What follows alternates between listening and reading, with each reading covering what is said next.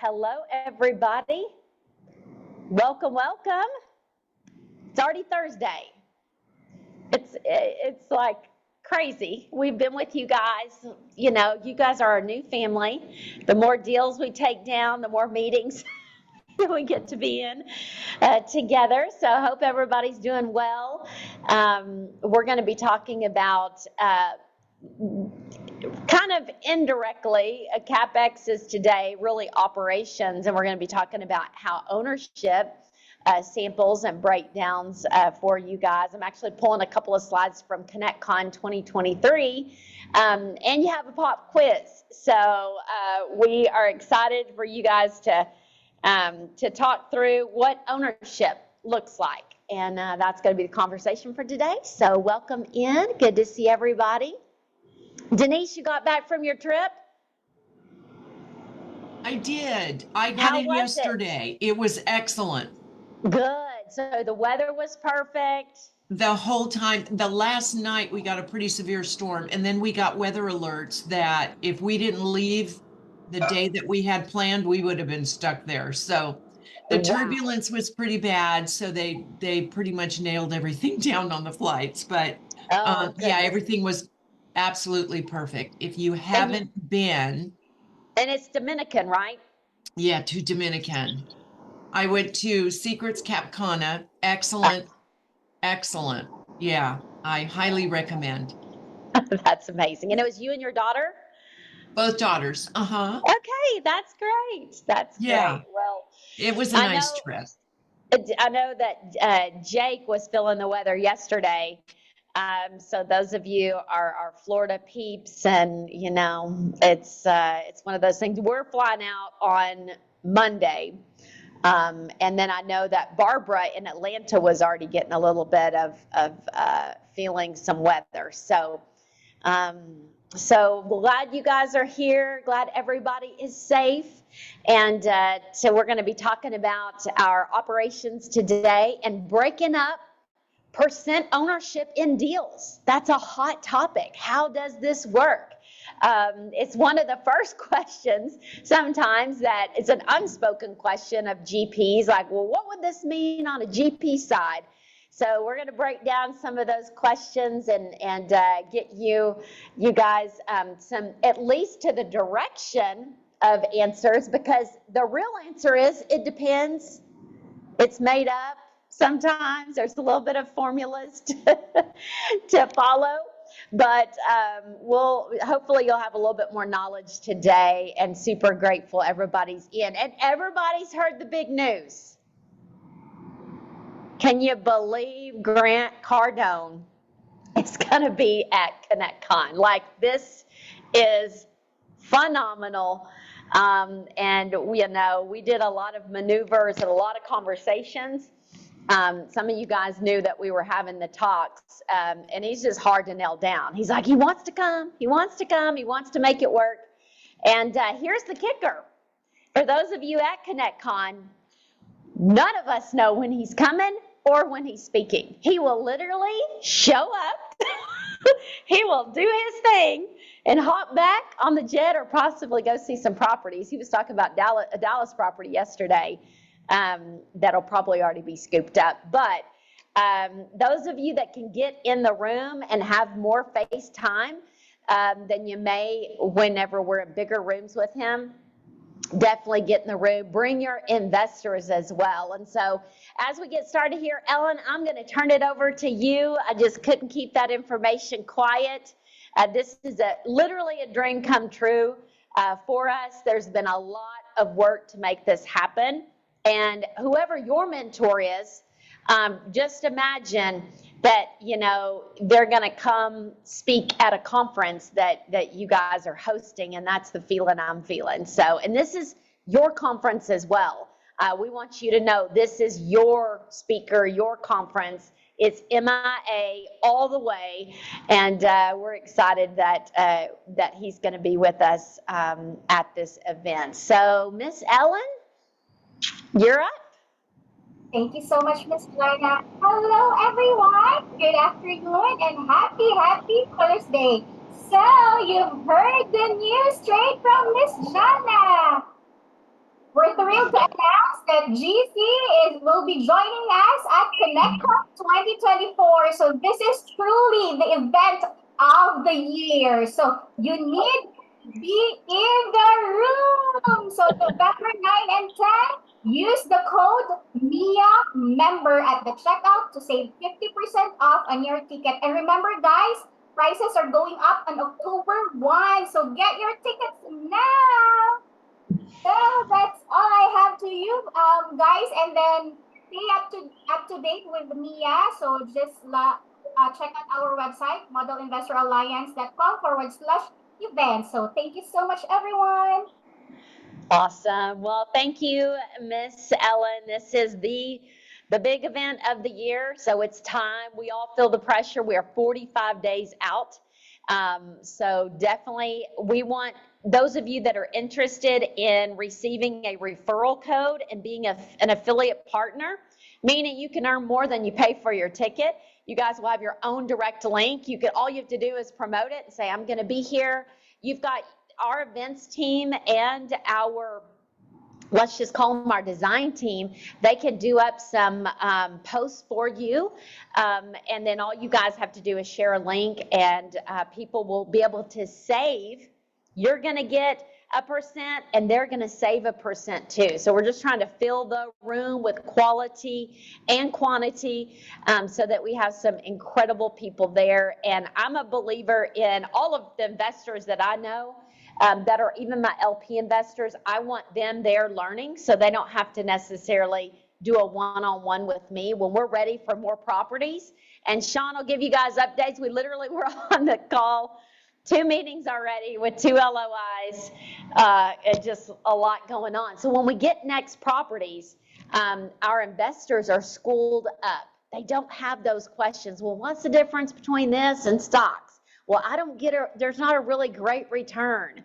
Well, you got to look at the other layers. So get your investors into these conferences with you. We're going to talk about business, investing, and wealth protections. How many of you guys just wave at us if you already have a family trust set up and your money is moving? It's moving from, these properties into the proper structures, so your money and your assets are protected. Anybody? See a couple of hands. But when we start learning this stuff at a whole nother level of how you protect your assets and the money and how it moves, we're going to have an expert panel talking about this. So that alone is worth the conference ticket. Just so as we add more properties, you're not building on a house of sand, that could crumble easily. So do I need to have LLC for my LP and my GP money? Active versus passive, how does it work? My personal home, for even my business, how are those things protected, and how money should be moving? It is a big conversation. So Sean, I know I'm going to start out, I'm going to pick on you on some good news. If you'll start off the team and just talking about what else is in the pipeline. A win. Let's see. Oh yeah, Grant Cardone's coming to our event. Yes. Okay, you already got that one. So a couple updates, I guess, maybe. Everybody kind of knows where the market's at today. Of course, we talked about the 50 bip cut a few days ago, maybe a week or so ago now. So still think they're going to do another cut probably towards the end of this year, and then probably another cut first or second quarter of next year, I think, is kind of where all the indications are pointing. So, we are in a closing window of opportunity to get some more doors under management, because if we can get these now with the way this market's shaping up, coming off what we came off of, I think we've got the window, as I said, is closing. But there's a couple things that are happening. Number one is the rate cuts I just talked about. So if you go into something now that you're buying now or able to close on now, i.e., Cityscape and the Edge that we've done most recently, if we do nothing at all to those properties, which is obviously not the case, but if we weren't to do anything at all, the interest rates, I think, are going to come back around 3.5% or 4%. They're probably going to level out over the next, whatever, 24, 36 months. And again, this is not financial advice. Please consult your people, whoever you need to. This is strictly my opinion, but it's certainly shaping up that way. To what happens is when those interest rates fall, the cap rates follow, and when that follows, the value of the assets go up pretty healthily, I guess, if that's a word. So we've got that working for us. We also have, because of, again, the market conditions that were a couple of years ago, there is really not much new product going to be delivered. And so while we all see construction still underway and undergoing on new multifamily assets, that's going to diminish, and it's going to diminish pretty heavily.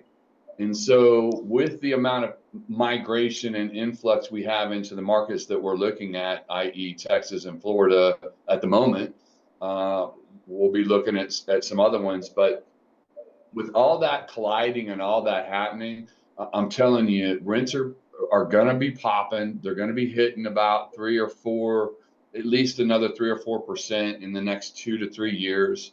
And that's without any value add that we're doing on these assets. So, just to kind of give a high level view, you've got a lot of things happening and shaping up for the next couple of years. And if we're not buying now, like, we're going to miss the boat on this massive opportunity to be able to either exit, no exit, refi, whatever we want to do. Our ultimate goal at MIA, obviously, is to hit infinite returns. Right. So we want to be able to refi these properties in a few years, return all of our capital to our investor, all of our investors' capital back to them, and be able to have everybody ride for free in these assets. And I truly think that opportunity is closing, and I think it'll probably close in the next 12 months or so. So while it's still there, the more these guys cut interest rates is, working against us if we don't have properties already under control or under management, right? So as we continue to try to acquire assets, we want to do that hopefully in the next 6 months or so. And this is strictly to capitalize on what I think the biggest gains are going to be in this window. Doesn't mean we're not going to continue to buy properties in 3, 4, 5 years or whatever the case. We're always going to be buying, but we're going to be buying.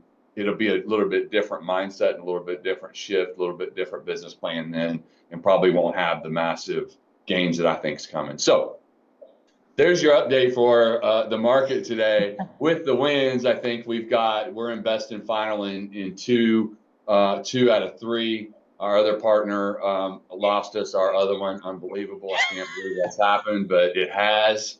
And I'm just kidding.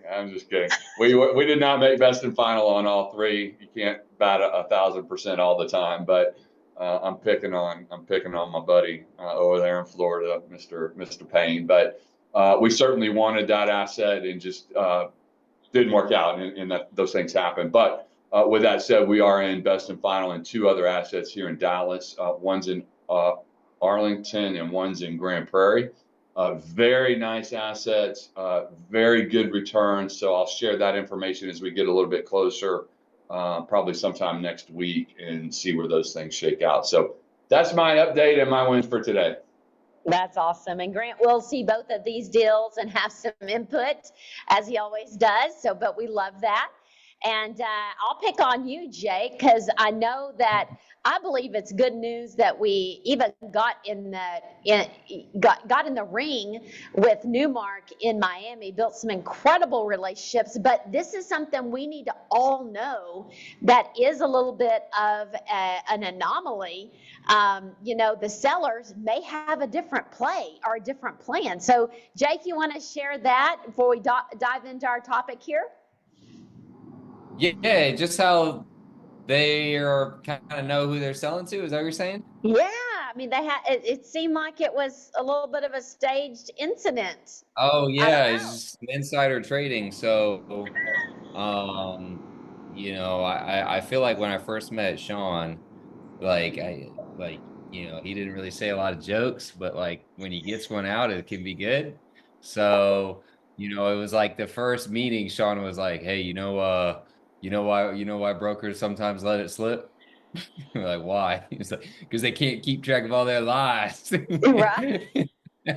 And man, I feel like I have now become that version of Sean because there's like all this stuff, right? Like, we're coming and we have to do all this work to even submit an LOI. And then when we submit it, you talk to the broker.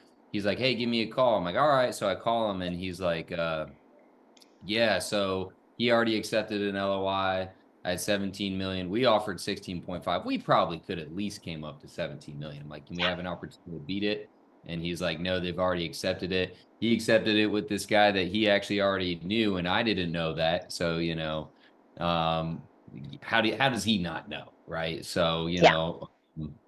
just learning the game and learning each broker and learning their tactics and being to see through it. So nothing but a learning experience. And Sean and Janet, everybody was wonderful working through it. But he's now at least, the fact, at least we didn't get it or go to best and final, but now they're sending me off market stuff, right? Which is kind of cool. Trust but verify with everything with these guys. But, we're moving there. We're getting places. I love it. Yeah, he feels guilty, Jody He said. It's should. true. And he said, I did not know. I mean, and you kind of have to take people's word. It is the trust but verify. Because he went through a lot of hoops to show us a deal, build a relationship. I think he got on the phone with us and then Zooms like 5 different times. So nobody wants to waste their time or somebody else's time. So I do believe, that this will come around as far as the relationship and what you're absolutely right. Great lessons learned. And we know you guys are out, you're hunting deals. I know our Houston deals are coming. Like, I feel it, right? San Antonio. I don't want to make, Denise nervous, but I was about to send her a 200-door townhome yesterday. I'm like, I don't want to bother her if she's on vacation still. So, No, send them. Okay, Yeah. I have your approval. Just for the record, I would have sent it and not even asked. Well, I wanted to give her some time. She deserved a vacation, my goodness. So, Well, Denise on is vacation phenomenal. though, I was underwriting on vacation, so Oh, I'm my shopping goodness. on my phone. So, sitting on the beach or at the pool, what are you going to do, right? I'm shopping, Right. so you should I send knew them. it. I knew it. It is. It's the new shopping. So I love that. And that's when you know you're doing something you love, is that you do it on vacation and it doesn't feel like work. So we're going to break down a little bit today, just literally a cap table for you guys to start seeing, and keep the conversations going in the chat. If you have some good news to share, keep it coming. I know that there's a lot of things going on, a lot of stuff to be excited about, whether it's conferences coming up, more deals coming up, being able to pitch, broker relationships. We are getting in it. I literally have another piece of good news here. I have a property that those of you that are on the edge, the model is complete already. They already have a new model ready to show. It looks amazing. So just stuff is happening on so many different levels, from Sawyer's Mill to Edge, right? And we've just got a lot of amazing things happening. So congratulations. And those of you that are not in a deal yet, we have deals coming. So we're going to continue to find the right assets. We also have Enrique, we have people, I consider y'all the core, right? You guys are MIA members. You are our inner circle. You are the nucleus. On this next layer are people like Mike Reese, Jay Kinder, Enrique, who are maybe GPs on other deals that they've gotten into our ecosystem, the Rons and the Larrys, and it's like amazing, that next level. And then of course our network and our community. So just think, okay, who needs to be in this nucleus with us so we can do more deals? It is easier to raise. We can do things like I'm going to show you here when it comes to all of the things it takes to actually close assets. So this is actually a slide that we shared at last year's ConnectCon. We broke down the different high-level processes it takes to even freaking close a deal. And then a little bit of the operations. So everything from the property and financial assessment, the underwriting, the debt options, the insurance quotes, tax projections, projected returns, LOI, offer accepted. We know between even LOI and offer accepted, please. There's so much stuff that happens right there. Legal, title, the initial GP is starting to form. We've got our PSA. We've got the LLCs, the bank setup, the EMD, hard money, all the negotiations there. The starts going, and now we're in collection mode, right? Who's going to be our risk capital, investor portal set up. The initial investment starts coming in, the commitments, the due diligence, the concessions, the finalizing our investors, property management analysis. Then we get to close. And we left out a lot of stuff, by the way. It's a lot. And then we have our GP start participating on teams. They start dividing up on which they want to be on the finance team, CapEx team. We've got asset management. Business plan starts getting integrated. Any type of CapEx projects that start moving forward. Now we're adding value. We're raising income. We're reducing expenses. We're building community. Projected returns start getting distributed. And then we might refi, sell, whatever we decide to do there. Still a lot of stuff left out. So anybody tired yet? I mean, it's a lot. It's a lot. We're like, oh, let's get into multifamily. Well, great. Be an LP, a fan in the stand. But also know, if you're going to be part of the GP team, some of these key things are going to rely on you. Maybe not everything, but somebody's got to do this. Somebody. So let's pretend that we have a very simplistic, we're going to keep it simple. Pretend we have an 80-20 deal, and we only have 3 GPs. This is almost like a JV deal, but we have 3.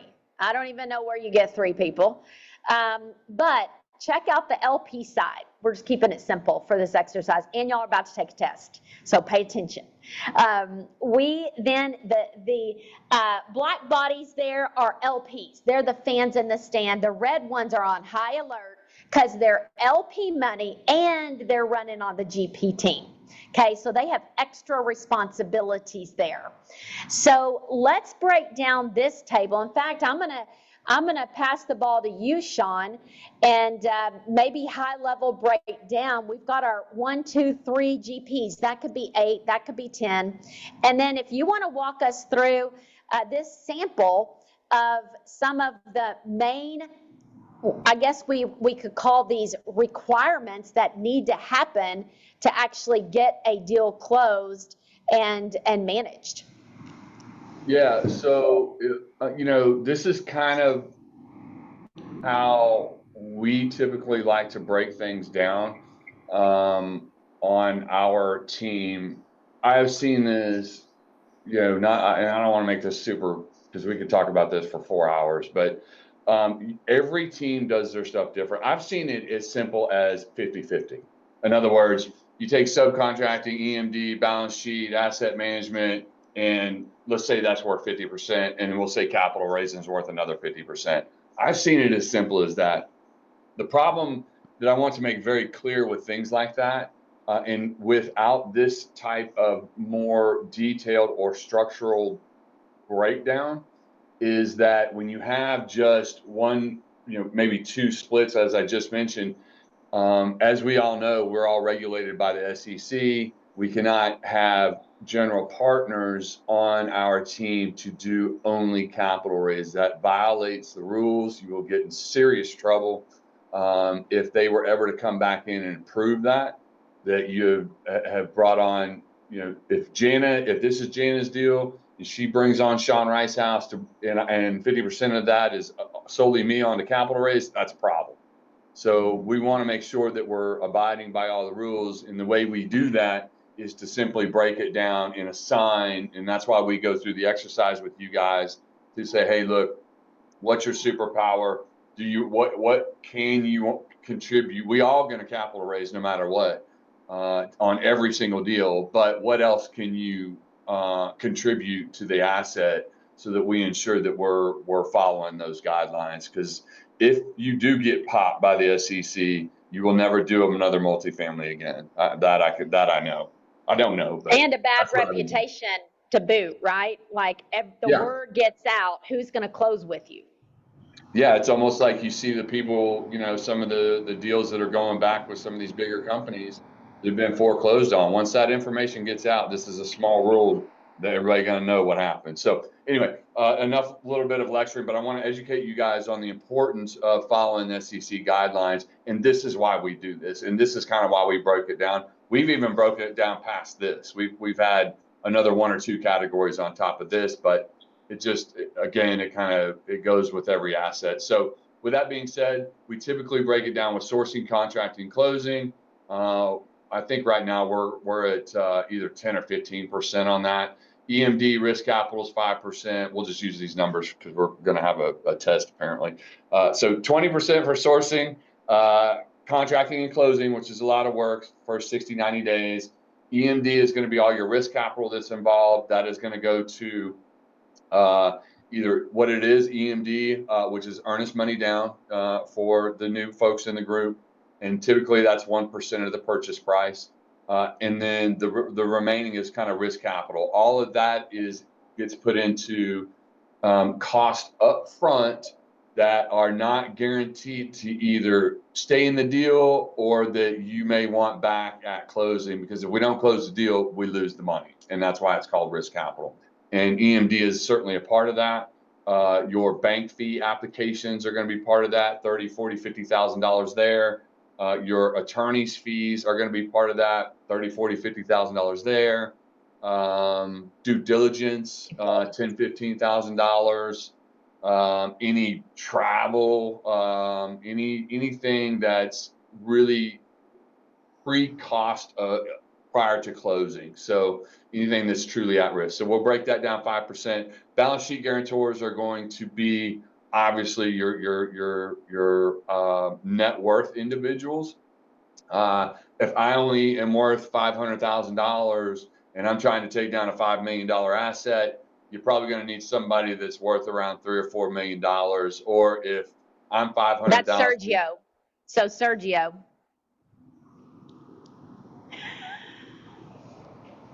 Sergio could be that $3 million to help you out there. Oh yeah, there you go. Sorry. Yeah, so I bring in Sergio because I'm only worth 500. He's worth $3.5 million. Now we're together worth $4 million, and we can take this asset down. So that's going to be your balance sheet guarantors, because they're willing. And also, not only the net worth, they got to have 10% of the liquidity. So if your loan is $3 million, somebody or a combination of somebody's needs to have, $300,000 in liquidity sitting around somewhere. That can come from bank accounts. IRAs, I don't think are susceptible or not. They do not qualify. I believe CDs might. It's anything that you can liquidate within 24, 48 hours on a rough guesstimate. So if it's tied up in multifamily and you can't liquidate, then it doesn't get counted as part of your liquidity. So you need a balance sheet guarantor that is worth the amount of the loan and has 10% liquidity. And it can come from multiple places. Just because Sergio's worth, $10 million, he may not be liquid, 50 grand. And that's a problem. So now we got to find somebody that has the liquidity. And again, you can put 2 or 3 people if that's what's required. There's no rules against that. So asset management is, back to the page you saw earlier. There's a tremendous amount of asset management. So it garnish a little bit more of weight within the GP shares. So, and they're the ones doing most of the work. So that's going to be your day-to-day stuff, you know, financials, day-to-day operations, managing the property manager, giving reports, putting reports together. It's an ongoing, everyday thing. So just so you guys know, we were talking about this the other day, asset management. Somebody asked me the other day what kind of time it takes up. And so it takes up a lot more time than what I anticipated coming into this deal, but it's certainly probably 70 to 80% of my time, my personal time, doing asset management. So keep that in mind when you guys are, hey, put me on the asset management team. If you've got a W-2 job, that needs to be taken into consideration moving forward. We certainly don't want you to come on the team and say, hey, I can do this, and then you don't have the time to do it. So just be mindful of that. Asset management's a huge piece, and it's the life cycle of the project. It's not sourcing, closing, and all this stuff that's only 60, 90 days. It's could be 10 years, i.e. Cityscape. That's a 10-year asset management. Capital raise, that's self-explanatory. It's weighted, you know, on this chart at 40%. Those things, and all these numbers fluctuate, and capital raise right now is pretty tough. So we do use 40% in our models. Some of these other numbers change a little bit. The capital raise, we've assigned 40% because we want to incentivize people, obviously, to try to help capital raise because of the market conditions. That could change in, you know, 8, 10, 12 months, and none of these are set rules that anybody has to play by. This is just what we have found works for us. And so 40% has been allocated to capital raise at this point in time. So all of that says and should add up to what you saw earlier, the 80-20 split, which will all add up. That'll be your prorated shares of the 20% of the GP position. So if you kind of take those numbers, let's see, what do you got here, Jana? So if you take, so think of that 20% is 100%, right? So that's gonna, for the rest of the room on your splits, you've got a GP number one is more active in playing more roles than GP number two, seen in the red there. So their splits versus their percent of ownership of that 20%. So you've got the 8.5, the 5.3, 6.2 equals the 20%, and then the split is the 100 of the 20%. So you can see that GP2, you know, just wasn't as involved in everything. And so that just matters. The big thing here is GP1 was part of the balance sheet guarantor. So yeah, this is kind of the an example breakout of how this could work. So, Sean, anything else you wanted to say on this one? Yeah, I mean, maybe we pause there because that's a lot of information, and there's got to be some questions, and maybe we can just kind of do a quick Q&A before we move on, if you want. Absolutely. Yeah, questions. Who has a question? You guys go ahead, and I'll keep this up, but somebody else may just have to run the chat questions and anything else that you guys have. Again, this is just a sample. And Sean's point, if capital raising is tough, might be a little heavier weight there versus you have a fund ready to go, you know, so that might change. Sourcing, contract closing, you know, that's who is typically the people on point, finding the deal and all the heavy lift, all of the hours that takes up front. And then asset management, I'll say this, and we'll get Jody here. AM is typically for your more seasoned GPs that are good at helping oversee, you know, the finance department, the CapEx department. Obviously, when we've got this group GP component, you don't see that on here. They are coming in and they're trying to help where they can. They're helping with capital raise. They're probably not running on, they're not running on AM team. These are all GPs, but they're in the microwave, getting ready to go. You know, like in Edge, Denise is participating on the AM team. Well, she was part of the first key points of helping on operations. Think of asset management as more operations. Whenever Jody gets a deal, and we're in Houston, and he's helping find that, and we're like, Jody, you moving here? Jake, are you moving here? Because that's more AM, right? It doesn't mean you have to move there, but it just means there's a lot of more pressure, and I think Denise can attest to this. You know, when it's a property in your backyard, and you're helping on the front end, you know, her ownership share is bigger because she's putting in all this due work, paying up front, and then her percent is a little bigger than maybe somebody like a GP number 3 or whatever. So this is all fluid. It's all variable as well. So Jody, go ahead. So I got 2 questions. One is who is it the entire GP discussions within themselves of which ownership you have, since it is fluid? That's the first question. And then the second one that I have is, I've seen a number of people that are out there like, you do capital raising and that's all they do. How does that affect? Sometimes I hear that they get a percentage, like a fee, and sometimes I hear that they get a group GP position. And what do they do on the life of that loan? Yeah, and I think it goes back to what Sean says. It gets very gray. It gets a little that you don't. Anytime you hear somebody is being brought in to capital raise, that should be a big alarm, a big red flag, because they cannot just capital raise, and they can't get paid for capital raising because, right, Sean, that's like dealer broker. That's a whole nother level. And so this might be a rookie mistake for someone, and they don't care if you don't know the rules. So I think if you hear that, that is a red flag. And I would never want to. We get asked that, hey, can y'all bring me in? I'll help raise.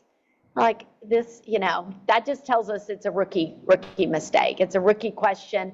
Maybe they heard it in other circles and that's been allowed, but we want to be on the up and up. And, you know, nobody is sitting around going, okay, well, we want a bigger part of this deal. So let's it is literally saying, okay, who is already participating? You know, because again, this GP1 could go to GP number 10. And so when people are saying, you know, asset management, again, that's going to be a little bit more of a select few. You're going to get to graduate to asset management. You're going to be doing a lot of work. We did that asset management AM workshop. For those of you there, you're making about $2 an hour by the time everything fleshes out. And everybody wants to be a part. They're like, they see that shiny 30% in this instance, and they're like, ooh, I want a bigger percent of the deal. They don't realize what they're signing up for, because they're signing up for babysitting. What else? We're signing up for a lot of duties there. It's full time. It is full time. And look, I take it one step further. You know, my mind operates a little bit differently. You know, I know we all think differently, but you know, I would take it even a step further and go, hey man, I'm here. All I do is capital raise. Not only does it raise a red flag, but what happens if that's somebody that's with the SEC? And you go, yeah, man, let's go. And then they're like, ooh, I got one on the hook. Mm-hmm. I don't know if they're doing that, but that's how my mind operates. Like, what is the worst case scenario? And why, if you have so much experience in multifamily and you know the rules, why would you even ask that question? Right? It would scare me. So I literally just saw an article about this. Literally. I don't know if it's in our WhatsApp or something, but someone shared that the SEC just came down on capital raising only. And, you know, it's probably 98% it's not going to happen, but damn, if you're in that 2% and it does happen, man, it's you're done. You better go you better have a backup plan, because this ain't your gig anymore. So, and really the only reason the SEC is going to breathe down your neck is, you know, from my understanding is somebody's complaining. right? So if they go to and complain to the SEC, or you got a pissed off LP or whatever, like even a GP, if somebody goes in and says, hey, I don't think these guys are operating right, well, MIA can flip open their books and have zero problems. Like I'd welcome the SEC in, because I think we're doing a model investment of what things should look like. So, that's just, I don't know, that's just how I think. But, to your other question, Jody, I think that this is a model also that Jana and I have been successful at doing, 9 times over. And so it works. The lead sponsors will typically set the precedent. But if you collect, here's one thing I'll tell you: if you go out there and do a deal on your own, and you go, okay, I got 6 GPs, never worked with them before, and let's sit down and figure this out, you won't get past start. Like, you better have some sort of at least baseline to operate from, as opposed to just sitting down with a group of people you've never worked with before and go, hey guys, let's figure this GP thing out. You know what I mean? You need to have control of it. You need to ensure that you're taking the lead on it. That way, it doesn't mean that we can't make adjustments and that we won't do something because the market's shifted or because somebody else thinks something's weighted a little bit more. But certainly have a baseline. Certainly have your outline of what you want to do.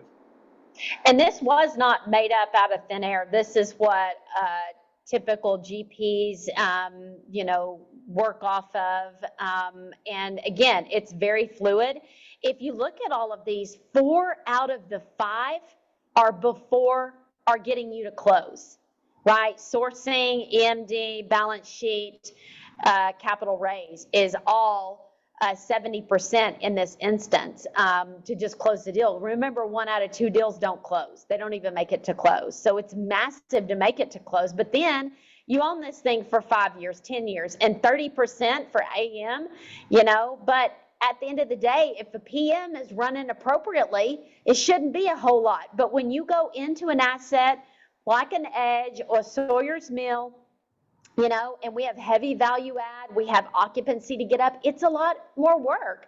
But hopefully there's a bigger payday as well for everybody. Remember the LP side. The LP side is the LP side. That is 80% of the ownership. So that's why we say, get your money in the LP side. And we literally say you have to have money in the LP side, because that's another machine. That's the big machine. And then your GP share is your small machine, right? And hopefully it's not a big heavy lift that's going to take a ton of work. And ideally this thing's stabilized in a year at the most, right? So it's a little bit of upfront extra work.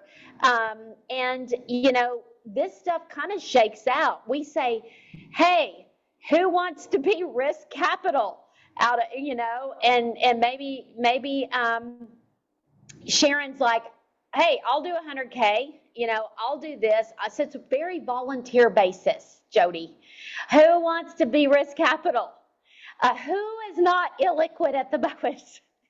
How about a balance sheet guarantee? Can I get 1? Can I get 2? Hey, we need somebody else. Hey, I'll do it. So it's very volunteer basis. And then again, AM's going to probably be your more seasoned people. And then everybody gets to raise. And the raise, these percents are not even official until the last dollar is raised. That's why Cityscape, I tell our GP team and our group GP, I'm like, those numbers haven't even fleshed out until we're closed. So those that are on, right, we've got Amit, we have Pratap, we have Jake, we have several of you guys, Robin, they literally have the opportunity to impact their ownership, and it's a big percent. So that's just based on participation. And hopefully this gets y'all excited, All right, y'all ready for your pop quiz? Got to do a little math. Okay. No cheating either. Here you go. We want you guys to fill out the rest of the form. Fill out all the blanks. So this is a 70-30 split, like Edge, right? Is it Edge 70-30? Yes. Okay, so we're 30% owners as GPs. We kept it simple again, just 3. Imagine there being 10. So and I gave you guys funny numbers: 18, 12, 5, 28, 37. You're welcome. That all equals 100%. So you guys get to figure out how much ownership and splits these GP1, GP2, and GP3 has. And this is your homework and your pop quiz, right? So do math. I used to hate math until I realized it was money. This is money math, so it's kind of cool. Because we all want a big ownership piece of the pie of a big multifamily complex, but guess what? You're going to work for it, or you're going to put up some money for it, or you're going to babysit for it, right? You're going to do something for that percent. Is how much do you want to do?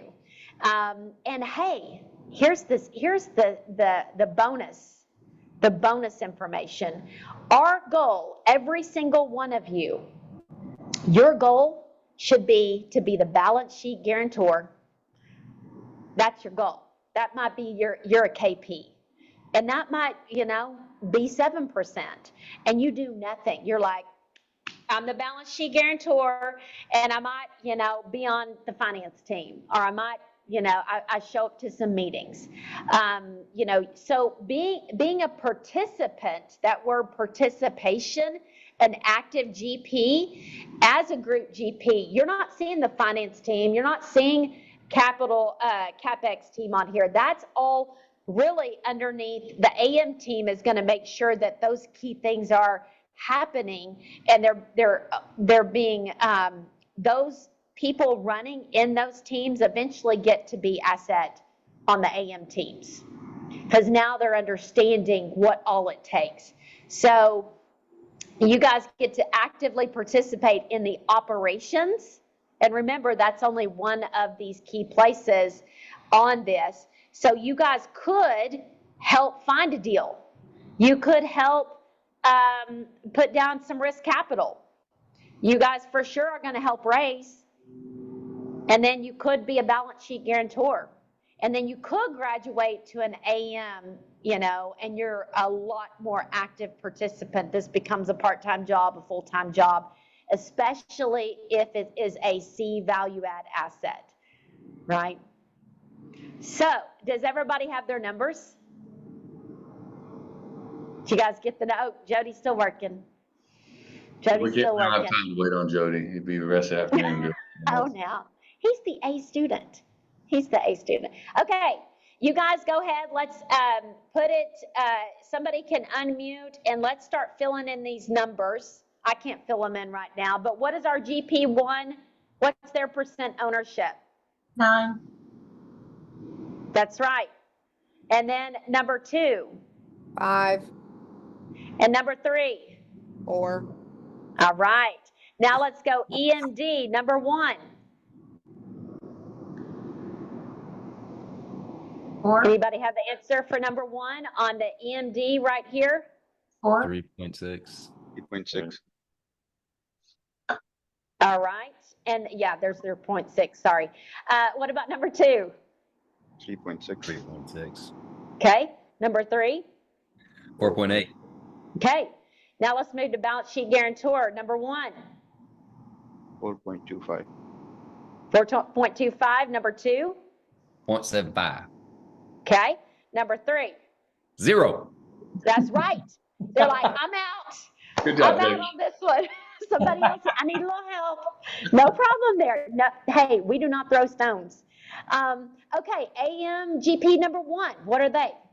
8.4. Okay, number 2. 8.4. Okay, number 3. 11.2. That's it. And capital raise. Number 1? 12.95. 35% of, Yeah. okay. 13, yeah, 12.95. And then we've got number 2, 9.25. number 3. 14.8. Okay, and now, drum roll, GP1 split. You got to add all those up. Did y'all do that? 38.2. 38.2, okay. And then we'll go to GP2 27.4. and GP3. 34.4. Okay, now they're percent of the GPs. GP1, 7.6. GP2, 5.5. GP3. 6.9. This is exactly how it happens. Tim and I, because we're one LLC, we may own 3.98% of the GP team. Sean may own 5.23%. Nancy may own 11.58, only if that equals 20%, right? So this is exactly, you're never going to be like, oh, Dr. Norman, you own 5%. It is going to be point something something. That's exactly how this works. So hopefully you guys are not more confused than an hour ago, but this is a lot of people's conversation. Well, how much of the deal will I own? Well, how much are you going to participate? That's the next question. And as you guys grow in this industry and with this superpower and this knowledge, you'll be like, hey, I'm ready to play on risk capital team. I'm ready to play on sourcing. And it doesn't mean that you find a deal and you get 5%. I mean, because it's sourcing, contract, and closing. We don't just award somebody because, oh, I found the deal. Good. Somebody might, but we don't. We're like, great. We're all hunting. There's a lot of hunters and gatherers here.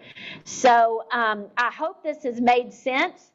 We've got literally 9 minutes to talk through. Any other questions? And that's the cool part that we wanted you guys to take away is, and you'll get this all, by the way, you guys will get this in your resource, some screenshots of this. But that's how the percents are determined. You think about the LP side, it's a lot easier. It's how much money did you put is your percent. If the 80% was 100%, it's figure outable, right? So you're putting in 100,000, your percent is going to be based on that versus somebody putting in $1 million. You're going to own more of the deal. Your shares are going to be more. So I don't know, Sergio, Jonathan, Sean, any other final thoughts and then any questions, but hopefully this is getting clearer for you guys to understand the breakout and it's been beneficial. Right? Did everybody kind of come up with the same numbers? Did anybody have a problem with, did anybody have an issue not coming up with those numbers? Okay, Jody. Long division math to That get was there? like math homework. It was like math homework. He's dividing numbers and.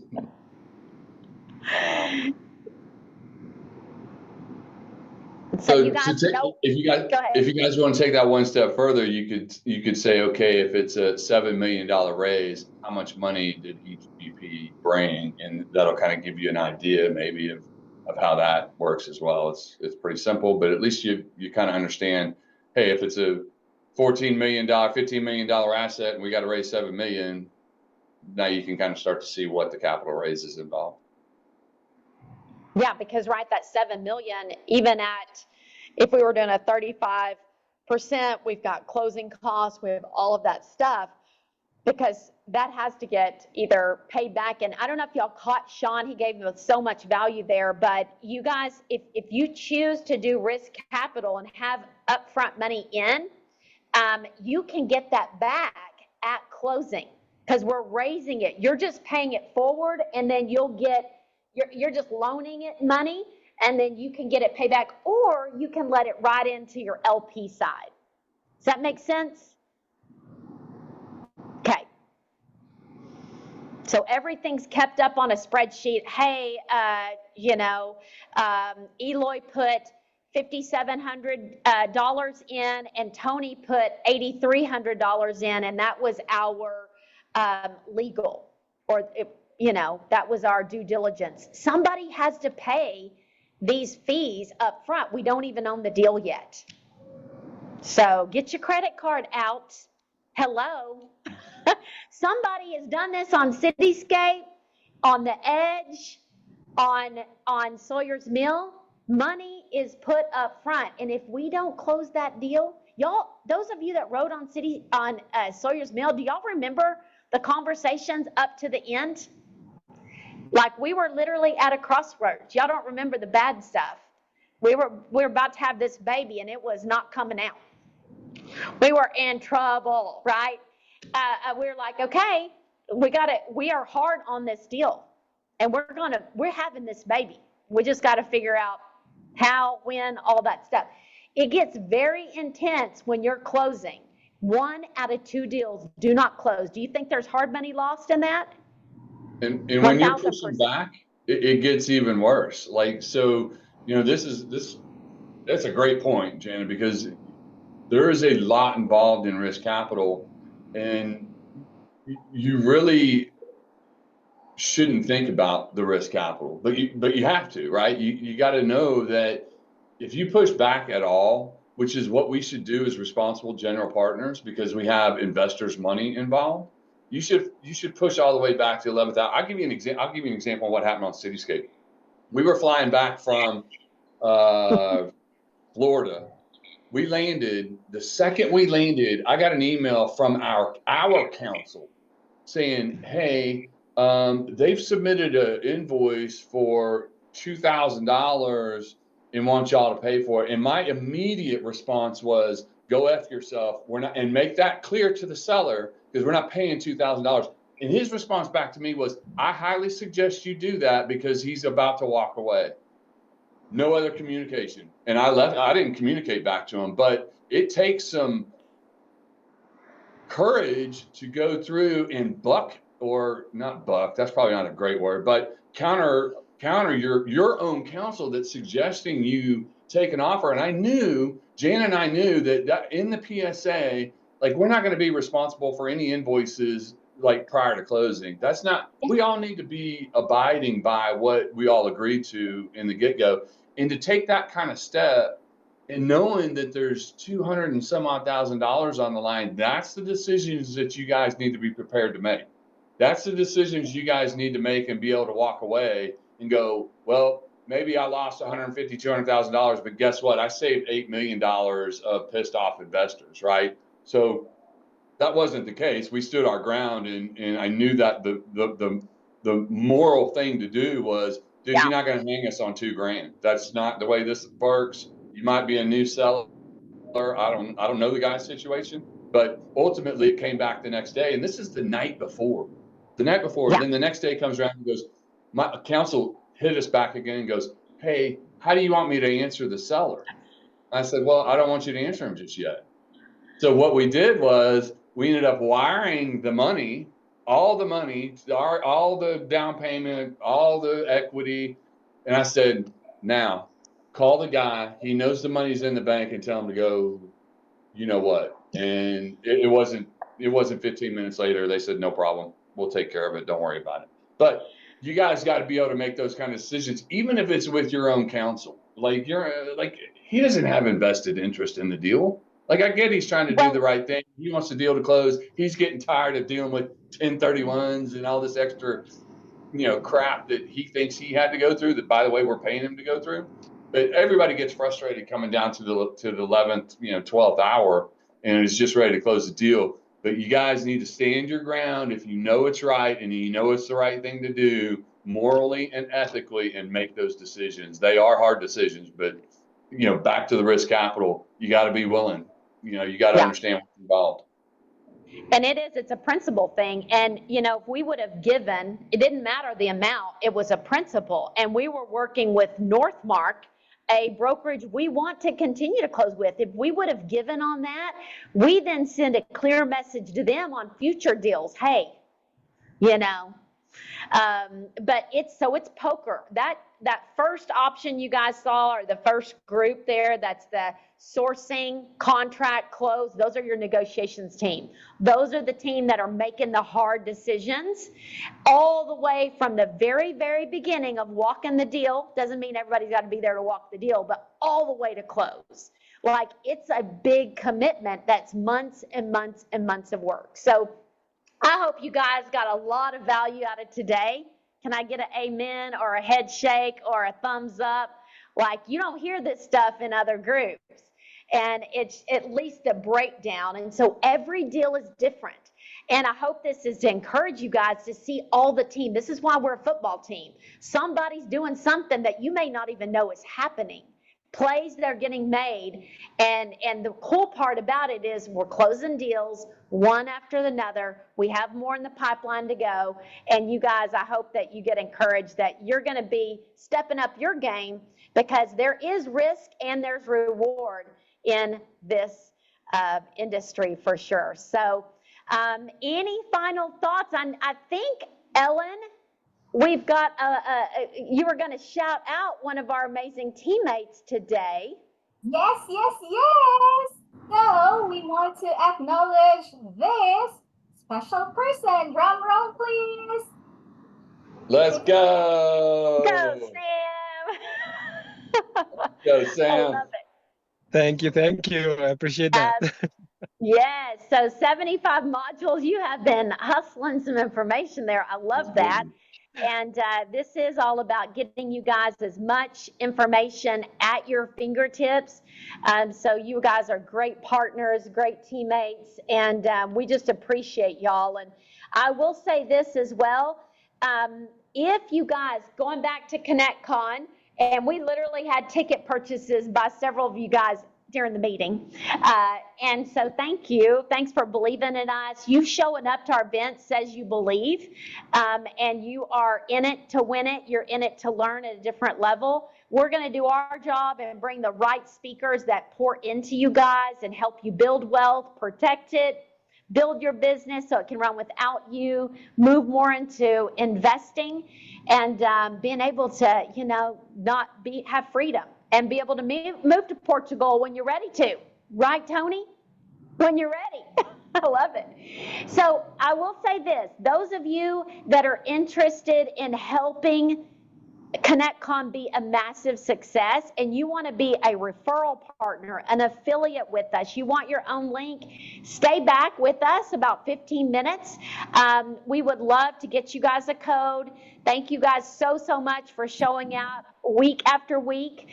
We appreciate y'all. We'll keep bringing you value, keep bringing you content, and I hope you guys have a great rest of the week.